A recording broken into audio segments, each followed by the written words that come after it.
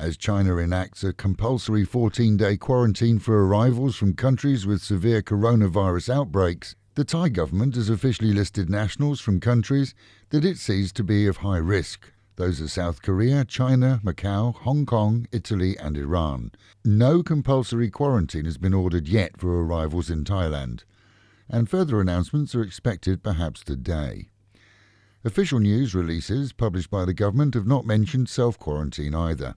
In efforts to reduce any further infection, all full moon parties and public mass gatherings have been banned around the nation, and the water festivals associated with Songkran have been banned by many provinces too. More on Pattaya later in this bulletin.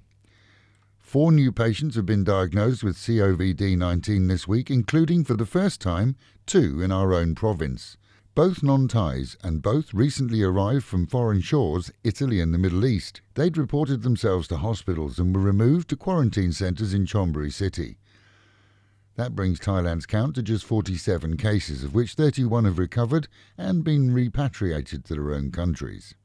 Thais returning from Korea, where they'd been working, are expected to number in the thousands. In one day, some 250 came back to Thailand, each checked for fever, and under 20 failed scanner tests.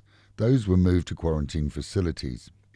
In other news, Thai drug enforcement teams tell us that in the last month alone, some 26,000 ecstasy pills have been recovered from posted packages coming from Europe. Dealers must be fretting as 3 have been arrested. All posted packages arriving here will continue to be scanned.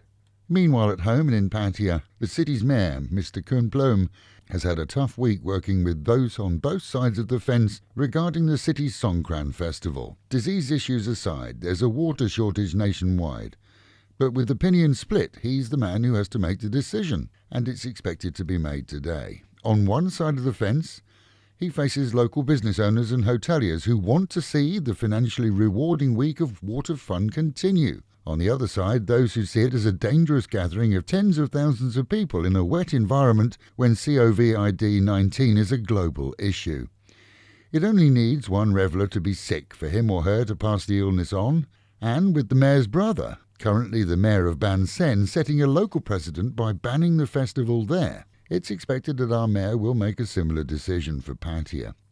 The cost financially may be huge, but the cost to people's health, both Thai and non-Thai, could be a far greater loss. If City Hall decides against the water festival, it's expected that Thai traditional ceremonies will continue. No one could have predicted the events that have unravelled in this city this year, and we're lucky to have a mayor who has the best interest of Pattaya at heart.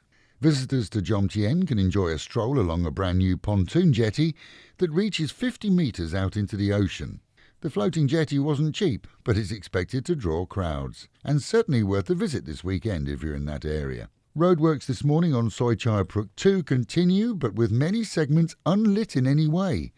At least 2 motorcycle riders nearly came a cropper this morning before dawn. In each case, 2 or 3 concrete block walls have been left in the middle of the road with no lighting, and we're told that's the case in many areas around the city, where road workers seem more keen to get home on time than to put out warning bollards or lights. And despite what you may think, there's plenty going on in the city this weekend. Megan's updates will replace the news on Saturday and Sunday, and it's packed with events for visitors and residents of all ages. And with the Met Office promising highs today of just 30 degrees, dropping down to 26, and the chance of rain at any time. That is the local and national news from Fab FM.